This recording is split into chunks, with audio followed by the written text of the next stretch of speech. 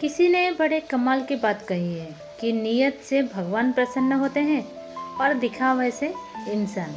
ये आप पर निर्भर करता है कि आप किसको प्रसन्न करना चाहते हैं। मैं हूँ आपका दोस्त नीरू। आज आई हूँ एक नई स्टोरी लेकर। एक बार क्या होता है ना, एक आदमी फल लेने के लिए बाजार में जाते हैं। अचानक से उनकी नज़र एक फल वाले ठेले पर पड़ता है, जहाँ वो देखकर जिसको चौंक जाते हैं। क्यों चौंक जाते हैं? क्योंकि उस ठेले पर कोई बेचने वाला नहीं था और वहाँ पर एक बोर्ड था। बोर्ड में लिखा था कि मेरी माँ की तबीयत खराब रहती है, इसीलिए मैं यहाँ पर दुकान में नहीं रह पाता हूँ। आपको जो भी फल लेना है आप ईमानदारी से ले जाइए और फल का रेट इस बोर्ड पे लिखा है, आप उसी हिसाब से पैसा ये बोरी के नीचे रख दीजिएगा। तो ये देखकर वो चौंके कि ऐसा कैसे हो सकता है, कोई इंसान नहीं है और फल तोल के लेना है और पैसा भी रख के जाना है। और लोग वैसा ही कर रहे थे, तो उन्होंने भी वैसा ही किया। फल चुने और फल तोले। तोलने के बाद जितना रेट लिखा था उस बोर्ड पे, तो फल लाया और जो प्राइस लिखा था उसमें उतना पैसा बोरी के नीचे रख के चले गए। लेकिन वो चले तो गए, लेकिन उनके दिमाग में यही चलता रहा कि ऐसे कैसे हो सकता है।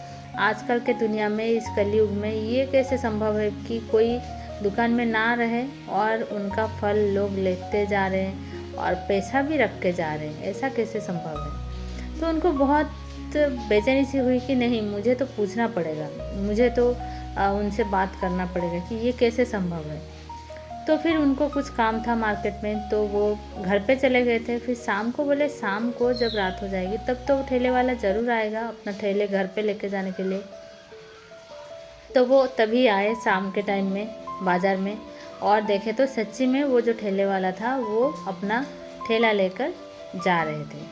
तो उन्होंने बोला, भाई साहब 2 मिनट रुकिए, 2 मिनट मुझे आपसे बात करनी है, चलिए 2 मिनट चाय पीते हैं और बात करते हैं। तो उन्होंने मना किया। जो ठेले वाले थे, फल वाला जो ठेले का मालिक थे, वो मना किए कि नहीं, मेरे पास टाइम नहीं है। तो उन्होंने बोला नहीं नहीं, 2 मिनट खाली रुकिए, मुझे आपसे थोड़ा बात करना है। तो फिर वो राज़ी हो गए।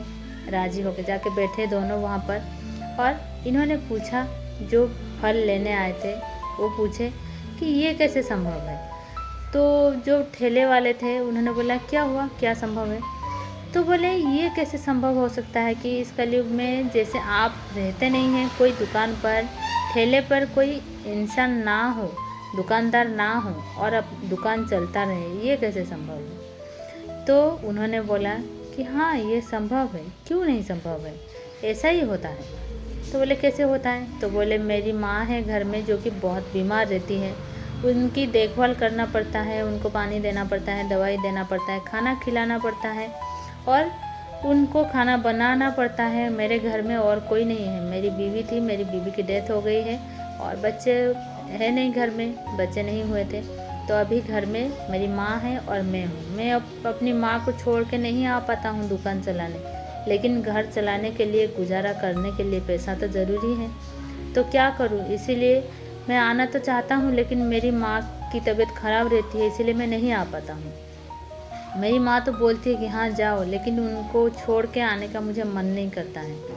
तो क्या करूँ? मैं बहुत उलझन में रहता था। तभी मैं भगवान से प्रार्थना किया कि भगवान मुझे कुछ रास्ता दिखाओ। तभी भगवान ने मुझे यही रास्ता दिखाया कि बस ऐसे ही कर, मैं तेरे साथ हूँ। होता है ना, कभी कभी अंतरात्मा बोलती है कि हाँ, भगवान का संदेशा यही है। तो तभी से मैंने ऐसे ही शुरू किया कि हाँ, ऐसा ही करूँ। मैं जो भी मुनाफा होगा, जो भी मेरे पास पैसा आएगा, उसी से हमारा गुजारा हो जाता है और ऐसा ही हमारा दुकान चलता है।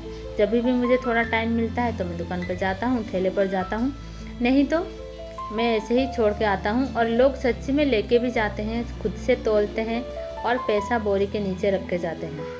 कभी तो एक बार तो एक लड़की छोटी सी आई थी और उन्होंने एक डब्बा में हलवा रखे थे और उसमें एक चिट्ठी था कि ये दादी माँ के लिए है। एक बार एक डॉक्टर आए थे, उन्होंने कुछ दवाई भी रख के गए थे कि हाँ, ये माँ जी को दे देना। ऐसे ही लोग आते हैं, मदद भी करते हैं। तो मुझे तो बहुत मेहरबानी है कि भगवान की, कि भगवान संभाल लेते हैं। तो यही है। तो उन्होंने बोला कि भगवान है ना, जो बोलते हैं ना, जाके रखे राम ताही विधि रही है।